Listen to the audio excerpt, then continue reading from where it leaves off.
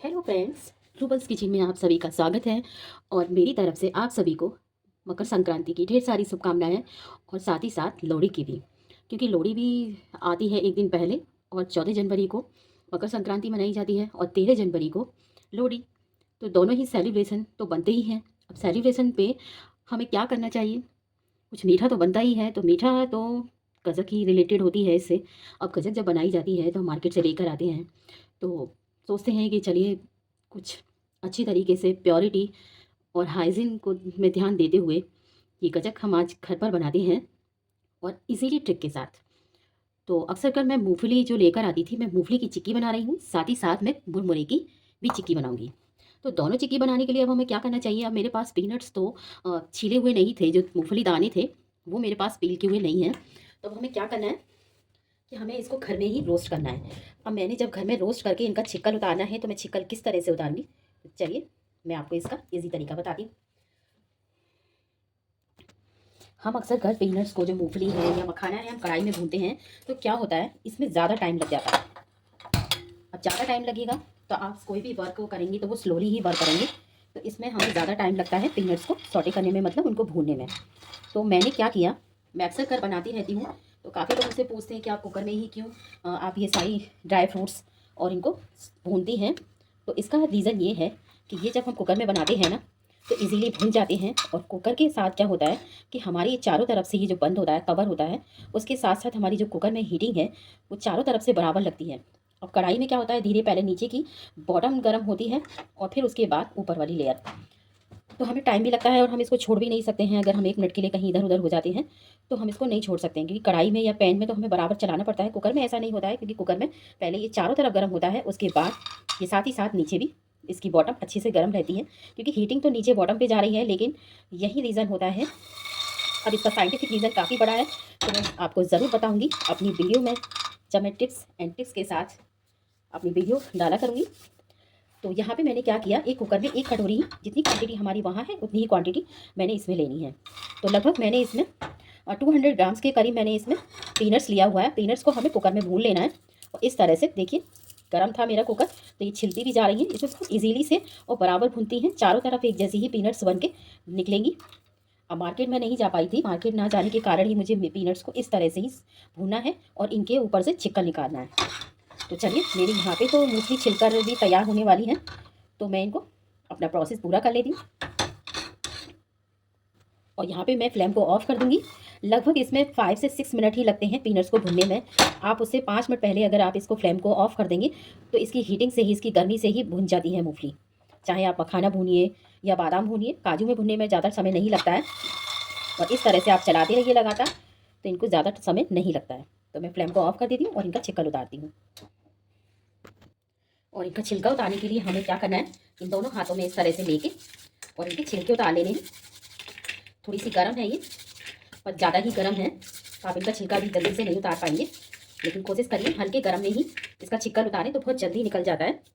और देखिए स्लैब भी गंदी हो जाती है और उड़ के पूरी स्लैब पे ये फैल जाता है। तो ओके, इसे क्लीन कर लेंगे।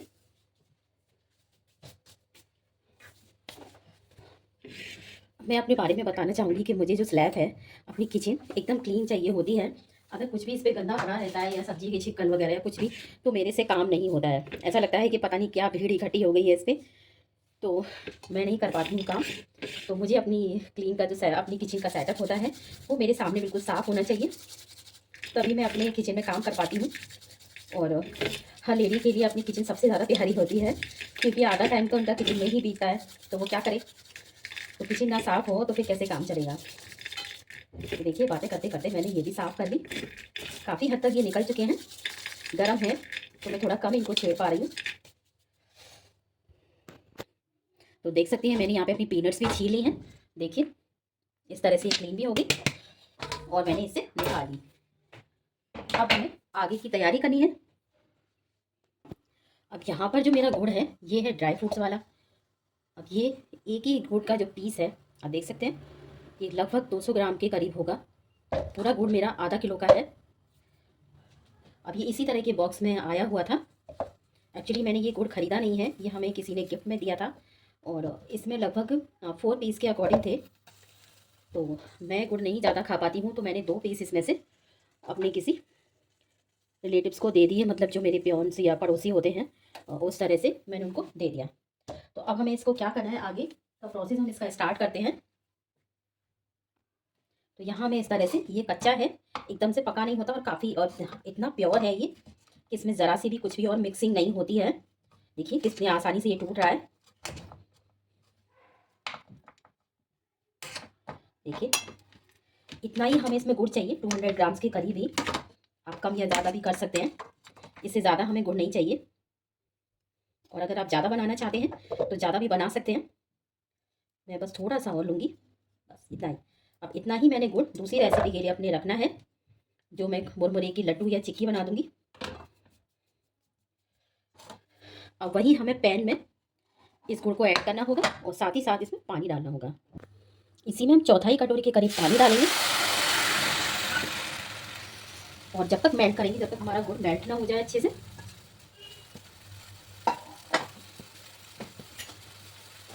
इस गुड़ में इलायची भी पड़ी है, क्योंकि इसमें इलायची का काफ़ी अच्छा फ्लेवर आ रहा है, और जिसने बनाया है वो काफ़ी अमेजिंग है ये, क्योंकि मोस्टली ये शुगर फैक्ट्री में ही बनता है, और शुगर फैक्ट्री में ही हूँ, तो इसलिए वहीं से ये गुड़ आया है। तो देखिए अच्छे से हम इसको मेल्ट करेंगे। और ड्राई फ्रूट्स की तो हमें ज़रूरत नहीं है, ओनली हमें सिर्फ पीनट्स की ही ज़रूरत है। इसमें काजू और बादाम तो ऐड है, बस मूंगफली नहीं है। अब यहाँ इसी स्टेज में हम इसमें थोड़ा सा घी डाल देंगे, लगभग आधा चम्मच के करीब। इससे ये होता है, जो हमारी गुड़ में है थोड़ी सी साइन आ जाती है, और गुड़ अच्छा और बन के तैयार होता है। फिर चिक्की होगी वो भी हमारी अमेजिंग बनेगी। अब क्या करना है, हमें थोड़ी सी गैस को स्लो रखना होगा, जो हमारी फ्लेम है उसको स्लो रखेंगे। अब थोड़ा थोड़ा धीरे करके हम इसको चेक करते रहेंगे कि हमारी चिक्की बनने के लिए तैयार हो रहा है कि नहीं हो रहा है। अब यहाँ हम थोड़ी सी ड्रॉप्स लेंगे, और इस पानी में हम डालेंगे।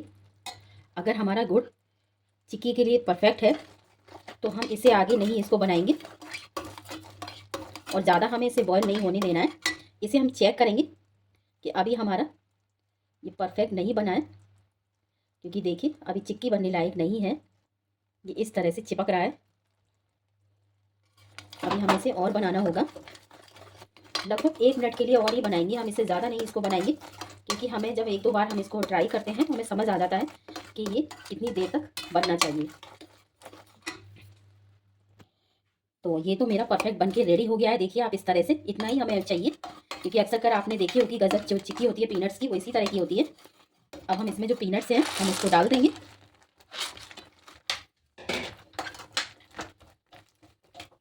और अपनी स्लैब पर इसे फैला लेंगे।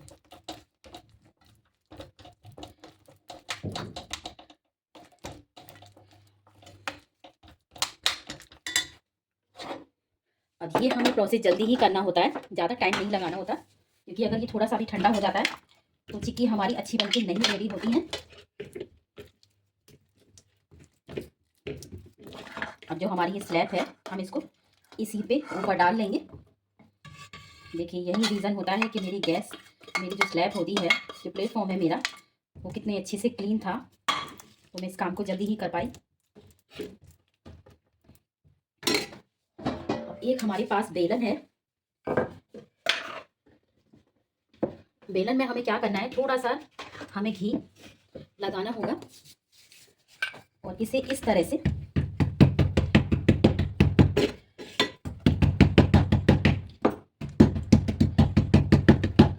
ऐसे इसको बराबर करना है, क्योंकि जो भी दाने थे ना वो थोड़े फुल थे, मतलब साबित ही थे, तो हमें उसको हाफ करके इसकी चिक्की बनानी है।